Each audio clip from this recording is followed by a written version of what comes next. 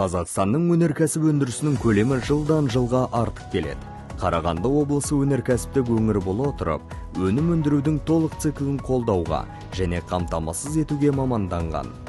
Мысалы, Қарағанды облысының Саран индустриялық аймағында өнеркәсіпті дамыту қорының қолдауымен Silk Road Electronics зауытында тұрмыстық техника өндіру жобасы іске асырылды.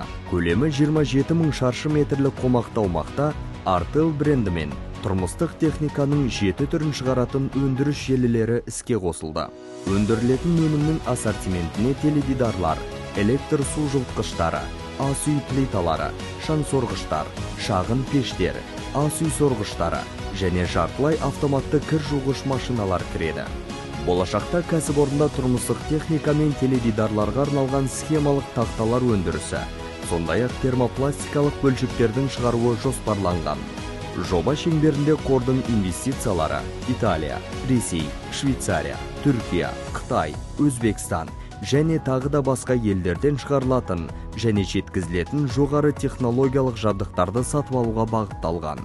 Кәсіпорын жылына 1 миллионнан астам тұрмыстық техника тауарларын өндіруге жоспарлап отыр. Жобаны іске асыру 1100-ден астам жаңа жұмыс орнын құруға мүмкіндік береді.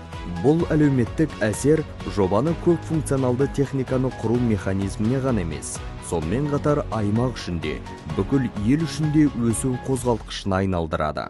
Жалпы Сарандағы тұрмыстық техника зауыты жай ғана кәсіпорын емес.